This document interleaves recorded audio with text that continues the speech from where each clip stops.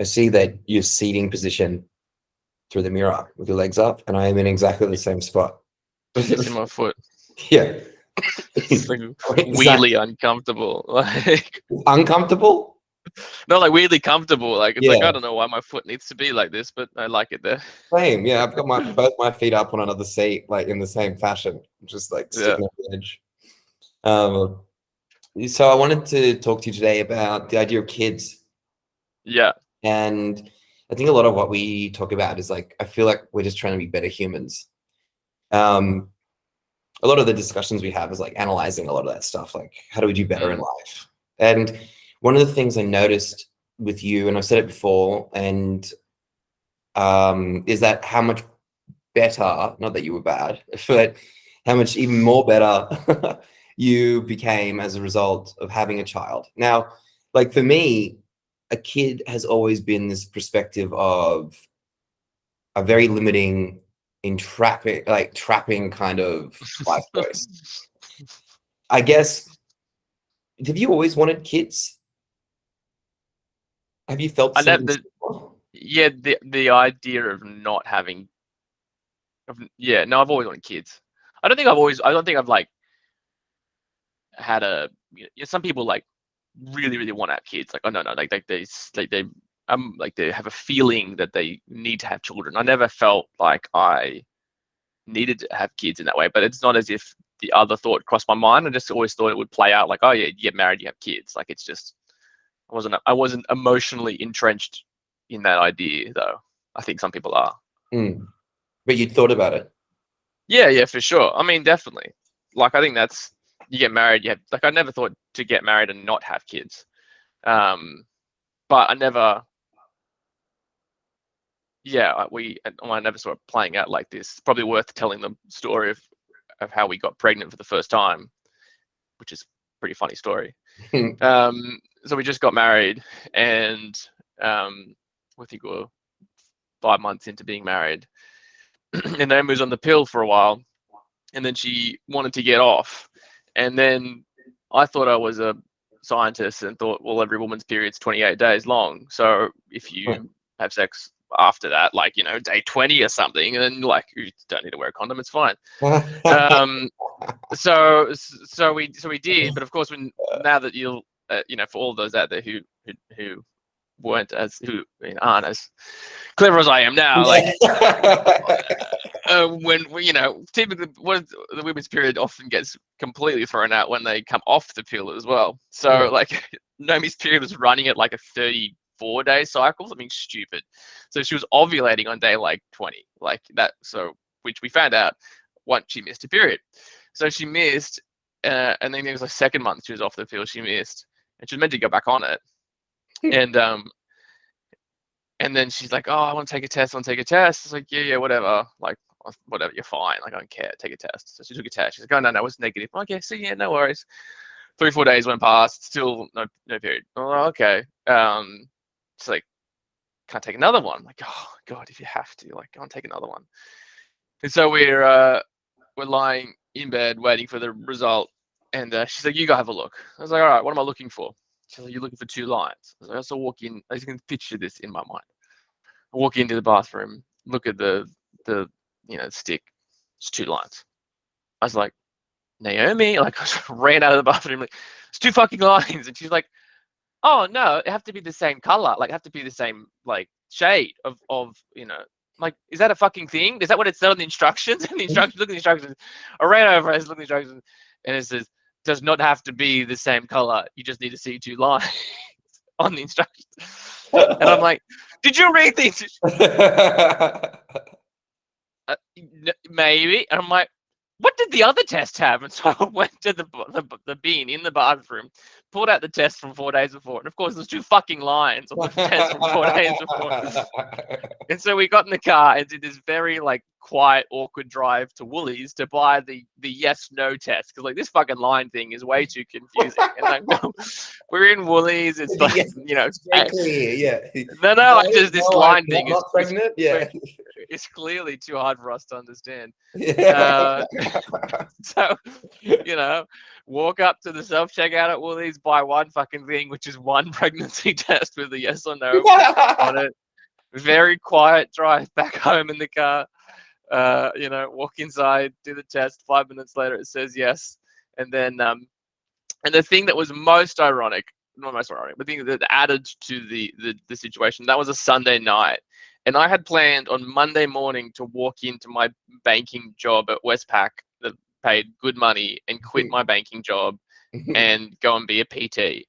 And literally like 8 p.m. the night before we find out we're pregnant. And then I'm like, well, this is this is just the exact moment you need to know you're getting more responsibilities in life. The moment before you try and throw away a secure financial, career of financial services, to which I am now back in. But but anyway, so we learned a lot through that process, Yes. which is good. But yeah, so we didn't. We'd always planned to have kids. Didn't plan to have kids this early, but I'm glad we did. Like it's really worked out, I think, for the better. Having kids younger, I'm looking forward to being a younger dad. Now Naomi's got a second one coming. It'll be about 4 years between the two, and yeah, it will be. I think it's worked out for the better. But we did learn a lot. I mean, yeah, so we didn't plan to have kids this early, but happy that we did. Yeah, you can't take it back now. No, of course, but it was the right. It was a good outcome. Certainly. Yeah. Do you feel like it's benefited you as an individual? Yeah, 100%. I like, no doubt. I on a lot of levels. I think, like, firstly from a responsibility standpoint, like I think Jordan Peterson talks about this a lot, and he's like, if you don't know what you're doing in life and you're a bit sort of lost for trajectory, and I'm sort of butchering what he says a bit, but he says we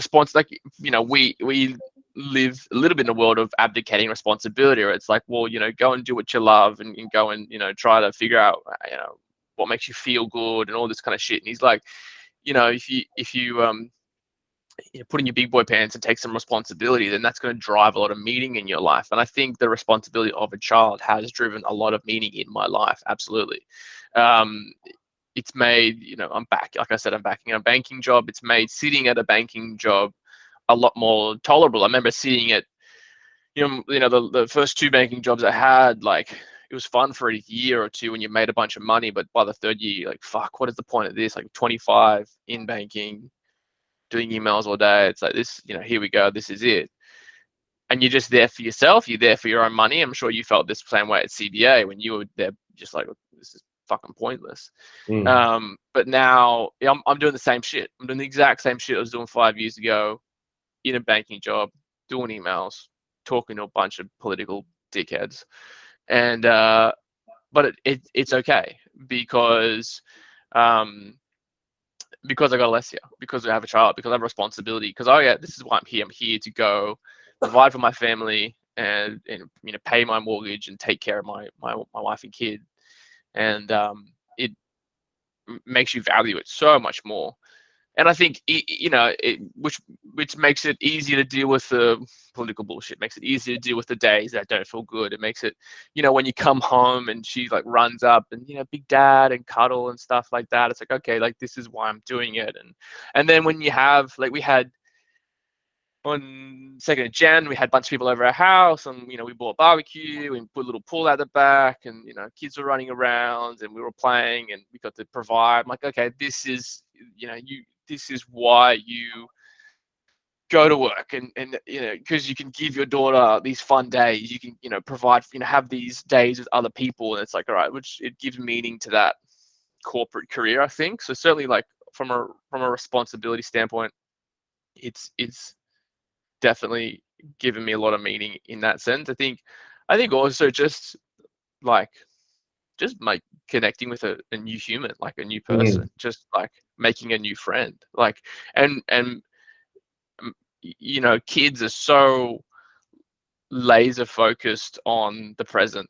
They've got nothing to worry about. They're not you're not too focused about what happened. You know, Alessia does a little bit here and there, but they just get so engaged in the game or what they're playing, or engaged in you, engaged in singing, engaged in dancing, and then just being able to, you know, pull yourself out of your adult bullshit and, you know, sing a Lion King song, or sing Frozen and cuddle up and watch a movie on a Friday night and all this sort of stuff. It's like there's a lot of, you know, there's only like, not to say drinking beers with your mates or going out is, you know, was never my vibe to start with, but like, okay, that's fun for a bit, but it's like, cool. Now, you know, this, I feel like I enjoy sitting there watching a movie on a Friday night with my daughter much more than I ever did the idea of going to the city and having beers and going partying. And I think particularly at 30, it's a much nicer place to be. So I think it's changing in twofold. It's, like I said, the responsibility, and then it's just giving me a new sense of a new thing to be happy about. I think it's so nice to hear, and it really touches. I think when I see like mum and dad have everybody over, like even just us and Alessia, just having Alessia there, it really adds a really lovely vibe and something really appealing. So I can appreciate you saying like having all her friends over on the 2nd of Jan barbecue, and that's a really lovely time. And there is so much more joy out of those more intimate bonding sessions with your family. And it also pays so much more dividends down the line. And I see a lot of like benefits in that. Like once you're an adult, you'll have your own little clan. You'll have your own little people that you've kind of grown with, know better than most. And that's really appealing. I think what gets me is two parts of it is I feel there's a lot of obligation around it. Because if I don't, like I have never wanted kids until lately, or the idea of it's been more appealing to me lately. Is a lot of it is that if I don't do this, then I won't have my friends, and my friends do it, then I won't have time with them. Because as I was with you, she's a full-time job, and you can't really have time one-on-one with them if she's around. So it's that pressure makes me question the choice of having them. Am I having them to facilitate a happy life? Yes. And that doesn't seem like a problem. But am I having them to solve a problem, which is I'm bored, or the bank job isn't giving me direction? And that gives me a lot of fear to do that. Because initially I didn't want them because I'm like, what do I know? I don't just like, what do I know? I shouldn't have this child and teach them about life when I don't know about life. And it's hard enough. Now it's more like, part of it is what I'm doing an obligation? Is what I'm doing something that's going to relieve or like negative things in my life? Is it going to make me feel better? And then am I putting that dependency on them and losing out being the PT, for your example? Because to me, I think of mum losing us, and she's only ever wanted to be a mum. And I can't imagine how complex it would be having to reassess your life at that stage when you're leveraging and leaning on your family unit to give you reason to do what you're doing. Yeah, to exist. Yeah. You could almost argue that that's almost any external thing. Relying on, whatever, some other external factor. Kids are an easy one to do with that, though, right? Kids are an easy one to make your life about. Yeah. And I think that's part of my worry. It's like, I feel like it's a shortcut to happiness. It's a shortcut and a temporary fix. This is my perspective. A temporary fix. Sure. An 18-year fix, right? Yeah. That will eventually reoccur. And unless I sort my shit out so that I don't rely on them in the same way, or rely on that process in the same way, take that pressure off them, then I don't feel like I should have them. Though, in the same breath, I feel like I deserve a happy life. I should be the best man that I can be. And I know that having a child would provide those things. I think it's interesting as well. Like Naomi and I have talked about this already. It's like, okay, what happens when the kids are 18 is the marriage. And I think a lot of marriages are built on the kids. You know, when the kids move out and the mum and dad look at each other again after, 18 years of providing, or even longer, mostly longer, of providing for kids, they go, okay, like, well, we don't really know each other. You're a different person to who you were when I married you. Like, and a lot of marriages break down at the end of, when the responsibility of the kids is through. And yeah, it is uh, I think it's super. You're right. It's dangerous to make life about kids, and I think about that sometimes myself. I go like, what am I going to do when she's, even in her teenage years, when she doesn't want to play with me, she's going to hang out with friends. I'm gonna so much free time. I'm not what the fuck am I going to do with myself? Like, 100%. Like, I think I agree with what you're saying though. I think it's okay to take on, like, want the responsibility to drive meaning. I like the analogy sometimes of a kite. You think about a kite flying in the air, and the only way it can fly is if someone's holding the string. But what if the kite suddenly became cognizant of the string? What if it knew it was attached and it wanted to fly around freely, and it wanted the person to let go of the string? Well, the reality is it will fly around for a little bit and it will crash. And so we kind of need these strings, these weights, these obligations to sort of keep us grounded, but to keep us sort of, I guess, flying at the right height, or in the right lane, so to speak. And I think the string or the tug of a child is just another way to do that, but it is probably one of the most meaningful ways to do that, I think. You think so? I feel like because you're going the way of the rest of the world and it seems so instinctual, I feel like it is the opposite of the most meaningful way of things to do. Like, because it's almost obligatory, it's almost second nature. It seems as though it's something that prevents you from finding real meaning, because otherwise you're sharing the same purpose as everything else. We're just going along with our code, our DNA code, to reproduce. Well, I think that's yeah, you could look at it the same way, but it has to take a different lens. I think everyone does it because it works. Yeah. Mostly. Yeah. 80% of the time it does drive a lot of meaning for a lot of people. It does make society work. It does put people in jobs. It does create an economy and a system that works, having kids. And so, yes, it's following the crowd, it's doing everything else everyone else does. Well, yeah, it is, but also it fucking works. Like, that's okay. If something works, that's an okay thing to engage with, is a system But that works. there's no end to it though, right? Like, for me, it just seems cyclical, right? Because the way that they're going to find the thing that works is having a child, and for that child, they're going to have children. Like, you're not really putting anything into the world other than a perpetuating problem.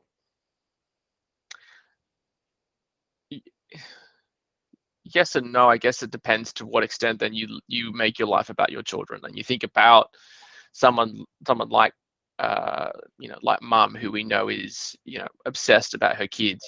We think about someone who is defined by their role as parent. Yeah, and to your point, if that's all that's driving, if that's all you're adding to the world is parent, then it's cyclical. It's not creating more.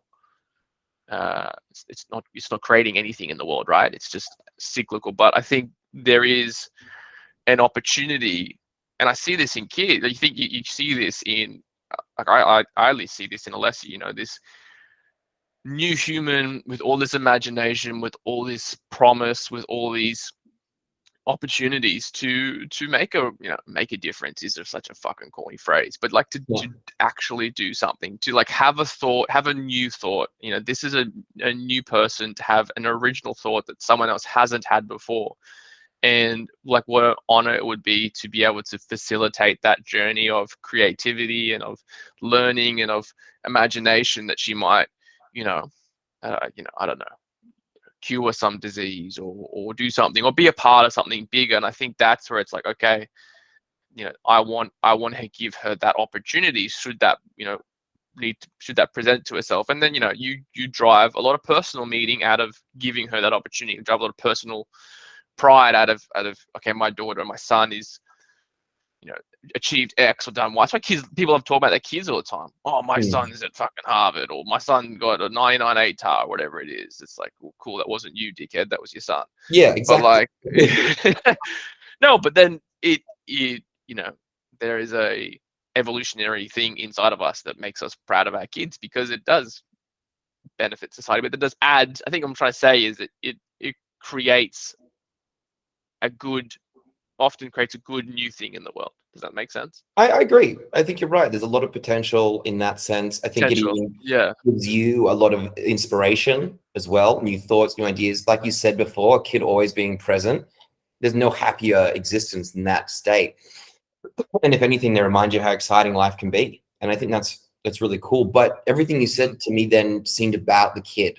It still seemed really external to me and dependent on the child. The opposite way could happen too. Not that we're like catastrophizing, but if that, like, they could go the complete off the rails and be a massive burden. So I never think about the societal impact. I don't think of how it's going to be in that perspective. When I think of giving something back or putting something in, I think of it from your own view. I think of it as you, like the kid is going to do their life themselves. You and your accomplishments in life should be separate to theirs. This is how I'm just thinking. I don't know if it's true, because otherwise your happiness, a lot of your happiness is dependent on external factors, which you have no control over. So if you're like, it just seems to me that those are true benefits of having kids. I just feel like it's almost a cop-out to not pursue things that are deeper, because I would very easily argue that kids are a shallow thing, very instinctual, very easy to go about, very normal. Easy, 100% easy cop-out, right? So yeah. I go, you know, I believe that if I make hard choices, I'll make a good life. You know, easy choices, bad life. Like I've said that since I was a kid. Like I always think if it's not hard, it's not worth doing. And I think of this kind of view as that challenge.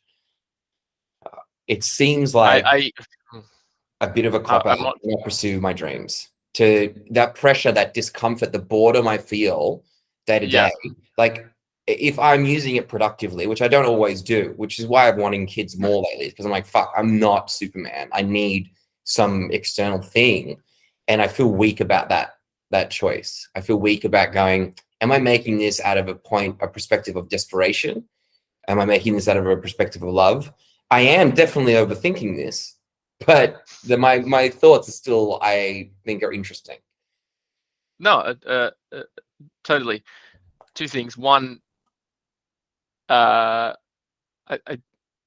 get kids as the easy choice in respect to driving meaning. Kids are definitely like life-changingly difficult in how it changes you as a person, and I think, you know, makes you realize how selfish is a negative word, but how selfish you have been for 30 years or whatever it's been. Like, you know, like, yeah, it's so in that sense it's quite hard.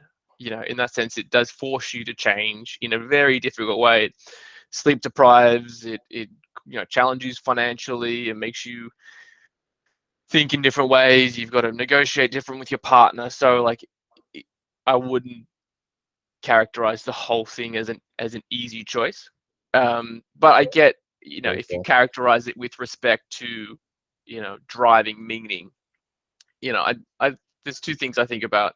One is, if you're, you know, you and I have sort of thought about ways in which we drive meaning in our own worlds in a variety of different ways. You know, we think about, we've done PET, you know, you're doing psych. I thought about teaching.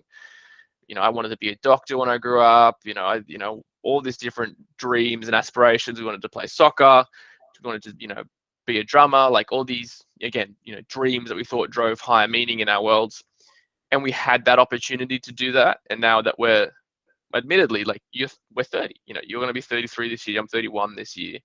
And, you know, if you were telling me at 20, you're like, nah, I don't want kids, I'm going to go be a rock star, then fucking do it. Go and be a rock star. You know, you've got a whole bunch of time ahead of you. And not to say at 30 your life's over, but if you haven't, my point is, if you haven't figured out what your, you know, what you put on the, if you know, what your larger purpose is at 30, then I think kids is an okay cop out to meaning. Let's put it that way.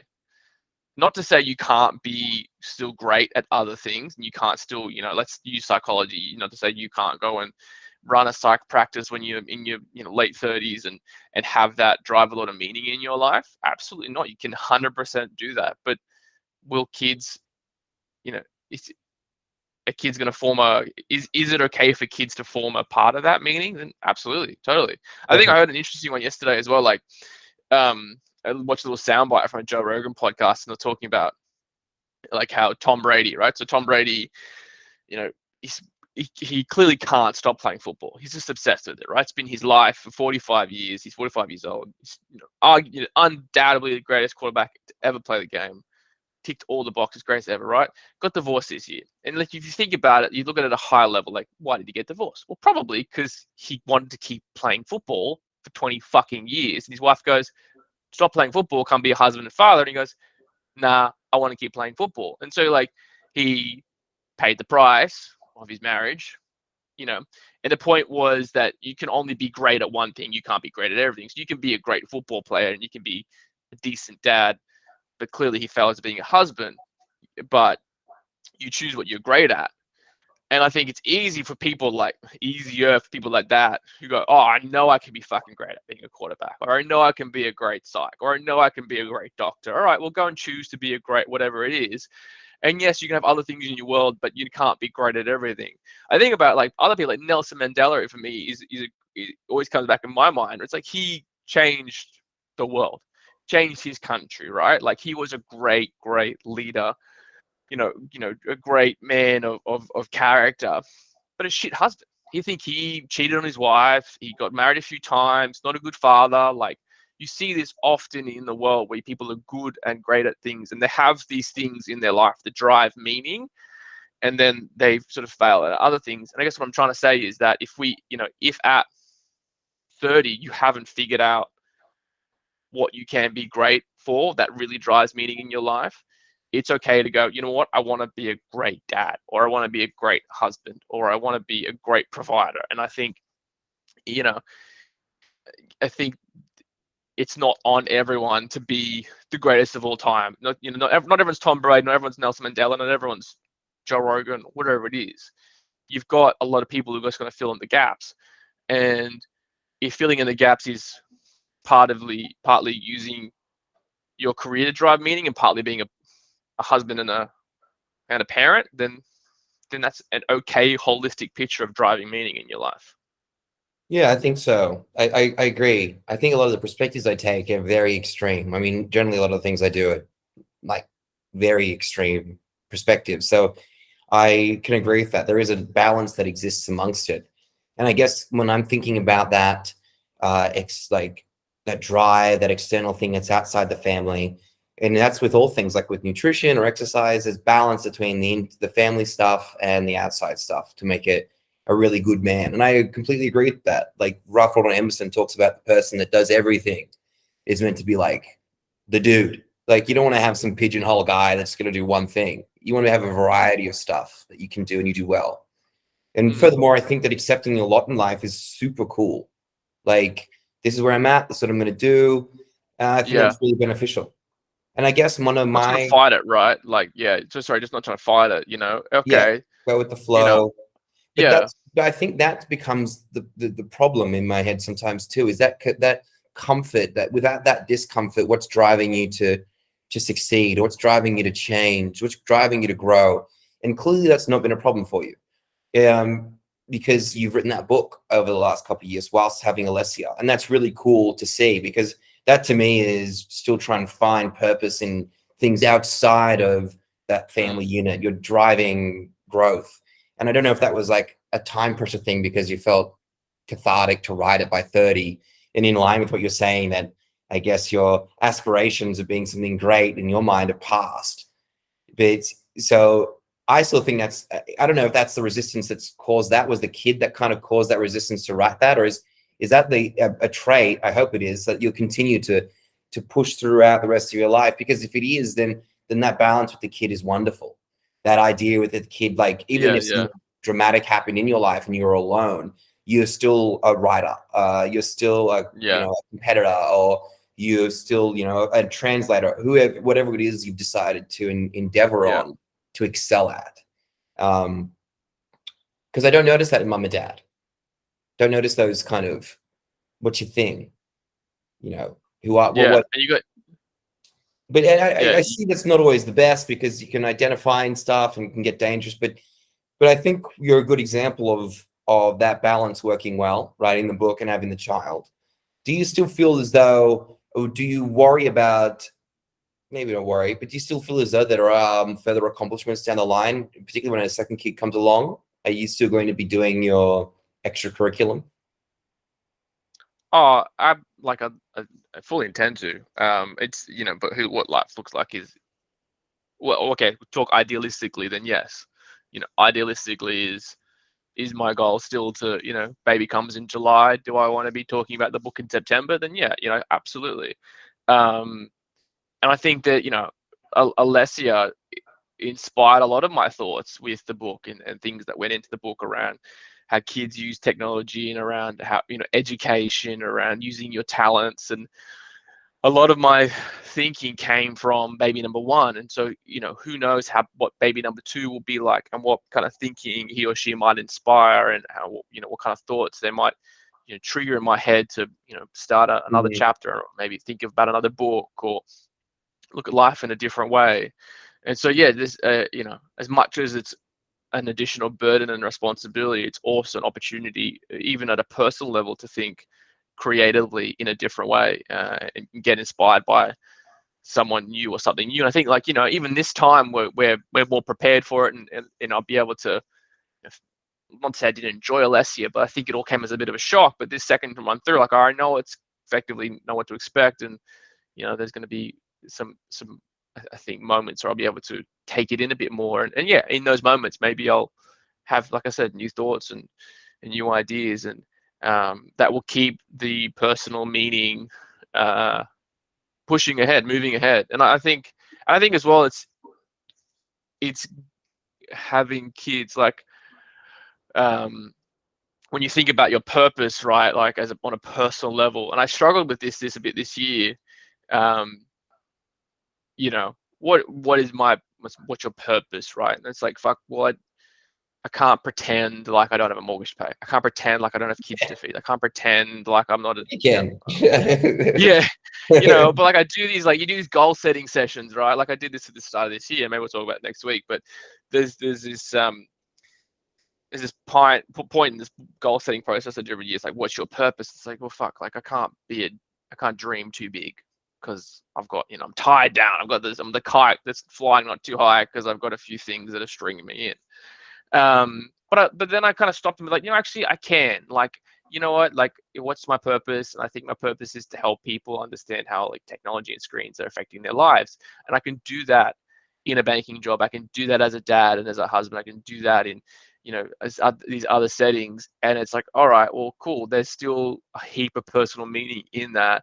And I'm going to send out two little kids into the world that are going to be really good with technology and screens, and who knows who they're going to talk to, and who knows who they're going to be a part of my purpose. These little foot soldiers, right? To use a funny analogy, but like, it's like an extension of me in that sense. And so yeah, I think there is definitely going to be opportunities still for me to drive my personal purpose with having another child, and having more responsibilities in my life. Yeah. Look, I honestly, I do see it, and that's part of why I'm having the discussion. A lot of the thoughts I had, they're not new thoughts around my opposing perspective to children. Seeing the way you've handled a lot of it, seeing the way what you're getting out of it really does encourage me to do it. It makes it feel less scary. Yeah. I think one of my other, like, nonsensical fears of it is it makes me feel very fragile. Is the idea of having a child, and then that child will have another child, and that child will have another child, and then I'm just disappeared into the abyss of Yeah. nothingness, and it makes you feel very human. It makes me realize that my childhood isn't special or unique, or the perspectives I have are just going to be instilled in this next little thing that I've created. And I just thought of that as a very interesting thought, as one of the reasons why my ego is just stopping me from wanting to do what can be a really lovely thing. I think as well that also would inspire you, I guess, is meeting the right person, which is something that worried a lot of worry, obviously. It's something that made me think a lot about it. It's like watching people like Joel, or just the general idea of broken families, or the Yeah, it's fragility of brutal. that in itself makes me nervous around. I'm so glad that when I went through my divorce that I didn't have something like that to deal with, and I don't have something that's that toxic that exists. And I guess having the right person around, and I know you're having a second child that's been planned, I assume. Yes. Was that ever a thought? I know it's tricky because it's obviously you're married, so the likeliness of Naomi watching or reading, listening to this is slim. So, but Yeah, I guess yeah. you see what I'm trying to say here. No, Oh, for sure. once you've established that it's working so well with Naomi and it's a good partnership, the second kid was an easy decision because you trust her. Yes. Yeah. Yes. Yeah. And you And I trust. think, I mean, we've done a lot of marriage counseling. We've been married. Oh God, I think it's 5 years this year. That sounds like a long time. No. It is 2018. We got married. Fuck me. Yeah. We've done a lot of marriage counseling before we got married, after we got married. We've had a lot of, and it was not like we fight. We just emotionally didn't connect, and it's struggled on a lot of, a lot of emotional levels. I'd say more than I don't know, combative, so to speak. But and I've thought to myself a few times. I thought, well, if we didn't have Alessia, would we still be together? Because yeah, it does place a deeper burden on the relationship to go, well, if we did break up, then here's this little child that's severely inconvenienced, or life is instantly changed for the fact that mum and dad are no longer together and she's a baby, or 2 years old, or whatever she is. And so I think having Alessia's brought us closer. It's forced us to be closer. It's forced us to make it work in inverted commas, or to realize why we are together, because you get so it's hard to live with anyone. It's hard to get married to anyone. Everyone's a difficult person to live, work, and spend your life with. But the right person is a impossibility. So, and for a long time, I would say to myself, when we had Leslie as a young girl, I think to myself, like, I could never do this again. Like, how could I ever have a kid again, another second child with this woman, and with this, with how this relationship is? Like, it's just, I'd lose my mind. And through a lot of counseling, a lot of work on myself and our relationship, coming to a better place, it's like, okay, no, this is something I really, really want to do, and I think that we can make work. So I guess to answer your question, I think it's not as if, and it was hard because we didn't plan it. So it's not as if I was like, all right, we are in our relationship and we're ready to have a child because we're working so well together. It wasn't that well thought out. So I don't know what that point looks like, but I do know what the point looks like, where it's like, all right, well, are we going to make it work and work through it? And we did, and we did, partly because we had an extra burden between us to make for Alessia. Yeah, it helps 100%. Everything can factors in, but it's, I understand it's not the only factor. Yeah. So it's a tough one, right? Like, when it's like sort of jumping off the edge, or making, it's two commitments, right? It's committing to a woman, and then it's committing to a child as well, between you, the two of you, and how do you make that work? And I think it's interesting in having the kid. I think it's made our relationship work better, because you've both been able to compromise, and compromise between ourselves, and at the same time compromise for her. That sort of makes sense. So but it can do other things, other relationships. People go, it drives people apart, having a kid, like the responsibility and the self, people needing to stop being selfish, it makes them very upset and sad, the fact that they've lost their life to a Mm, child and now to yeah. to a family, and it can drive people apart. So I guess it depends on the person a lot more than the relationship, and how willing you are to push through the difficulty. Yeah, I remember hearing so much around love is a choice. Um, Yeah. it's a good point I think you make. And I think you choose, like, I think I got to the point where I realized as well, like it's difficult either way. Like if you decided to make a family work, that's a lot of work. That's hard. That's selfish sacrifice. You gotta stop caring about certain things and start focusing on matters. And then if you choose to not make it work, or you choose to not make a marriage work, like I'm sure like, of course like shit, that's hard too. Like Mm, that's a lot of emotional burden, baggage, and like it goes either way. So yeah. I think it goes both ways. So I think once you're in it, it's like, well, like let's do the work, let's make it work, let's let's make it hard, because like you said before, like hard choices are good choices. Yeah. And they are, like, and they have been for us at least. That's really cool. Yeah.